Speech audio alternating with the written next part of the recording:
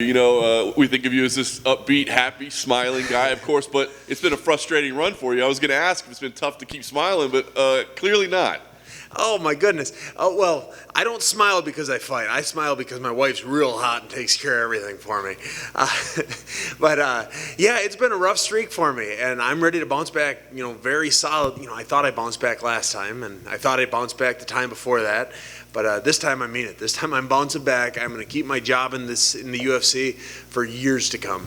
Does it feel like you're fighting for your job right now? Absolutely, it does. The UFC they won't keep me if I lose, if I draw, or if I don't know, if I get poked in the eye again, they'll probably cut me. As rightfully they should. I haven't won, and I am a winner, and I'm going to go out there and I'm going to prove it again this weekend. That's awesome. Obviously a loss is always going to be frustrating, but the last one seemed to really bother you. Was it the result, or was it just the effort? What was it that frustrated you so much? It was about the most perfect a fight as I could have fought. I got caught once in the third, and I was fine, got back up. I still outstruck. I don't need to go over how the fight went, but man, I couldn't believe, I stood in that cage and I could not believe how anyone saw it that way. And then I've watched it a dozen times since then, and it was a hell of a fight. It was a very admirable fight. It was great. But how anyone saw it a draw is beyond me. Yeah. So the lessons you take out of that after the last two especially, is it just the old cliche, right? Don't let it go to the judges? Is that all you can take out of it? Yeah, and now since my last one particularly, but maybe my last two, I've been on a bit of in every interview I'm saying we need to reform judging. I don't exactly know how to do it. Joe Rogan had a great idea, and that's have more judges. Why only 3? Why not have 9 or 11 or 13?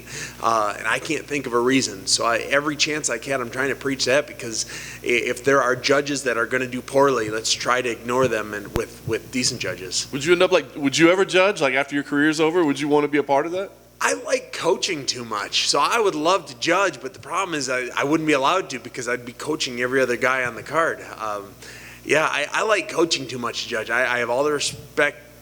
I have all the respect in the world for the judges. I don't believe you. They've got a tough job. I'm sitting on my couch at home. There have been a couple fights where I thought, ooh, I don't know who won that round. And so I'd hate to be put on the spot like a judge is, but I think I'd get it right more often than they do. Nice. Well, let's talk about this matchup. Obviously a big one for you. What did you think when they gave you the name? Kind of a newer name to the organization, but a dangerous guy as well. So what did you think about it? Yeah, well, at first I was supposed to fight Zach Cummings, and he had a medical something happen, and so it was, not that last minute. About 4 weeks ago, I got Julian Marquez, and I looked him up, and dude's a stud. I've really enjoyed watching his fights. Every fight I have, I watch my opponent's fights over and over and over and over again. I like doing it. And it was really enjoyable to watch his fights because they were all really enjoyable. And there were things to take away from each of them. He kind of lost all of them until he'd win. His debut, he lost round 1 it was a good round, but he lost it. And then he won pretty dominantly in round 2. His last fight, he got beat up for 14 minutes and then dug down deep and choked him out. He has probably got as much or more heart than anyone I've ever fought. He's got a skill set behind him too, but I don't think it's quite at my level. Is that something you have to remember though in this fight? Is it like, hey, even if I'm beating this guy, pillar to post, he's got that in him, so I have to be careful until the very end? I don't have to worry about that because he's got heart and I've got more. I've got more heart. I could be tired, I could be bleeding, I could be swollen, I could be anything, and I'm not stopping. He could take my neck and he can have my neck. I don't need it. I'll use another one. Nice. Last thing for me, I'm curious, I don't know if you heard his comments yet. He was here earlier today and he said, Sam Alvey's evil. I'm like, nobody calls Sam Alvey evil. He's like, man, that guy, I see through it, man. He's smiling. He wants you to be all buddy-buddy with him, but it's all a ploy. It's all a tactic. What do you think when you hear that? I didn't hear him say that. I'll have to Google it. Mike Perry said the same thing years ago. He went after me on Twitter, Mike Perry did. And then we had a fight together in Florida against, I was fighting Pracknell, I believe. And at the end he said, I was wrong. And he said, yeah, I'm kind of sorry for it, but no, you seem like a good dude, Sam. I said, well, thank you. So you know what, he can think what he wants. For 15 minutes, I'm going to be evil. I'm going to try and shorten his life for 15 minutes. But before and after that, he's a great dude, and I will respect the hell out of him. Have you seen much of his out of the cage shtick with Miley Cyrus and stuff like that, or is this all news to you? Yeah, no, I saw that. He did my girl T Swift dirty. He didn't even mention her. And so, yeah, I guess it's, if Miley's in his corner, Taylor Swift's in mine. Well, it's funny you say that because he was there earlier and he says he believes you'll come out to T Swift representing her, and he says no, I've got history with Taylor as well. So it could be a battle of the bands kinds of thing. Have you spoken to anyone at the UFC about the judge's decision that you are so unhappy with? No, because at the end of the day, they don't care. I mean, no, as they shouldn't. It happened already. It's done. I will in the future. I will be, putting whatever influence I have out there, trying to reform what judging is and how it's done and who does it and all that. And as I'm getting ready to step forwards more with that role, I'm just learning everything I can about what it takes to be a judge and everything like that. The only reason I ask is because you said you feel like you're fighting for your job with this one. But if they feel the same as you, that fight was scored so incorrectly, then maybe you're actually not on the edge as you seem to be anticipating. Hey, this is my 5th fight now where I haven't won. I do believe they felt that I won the fight last time, and that's why I think I wasn't cut yet.